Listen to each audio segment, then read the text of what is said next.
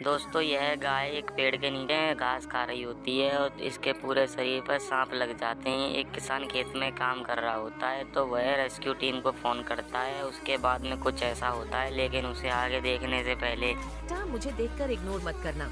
जिसके घर में पैसे की बहुत कमी है, मैं उसके घर में पैसे की बारिश कर दूंगी।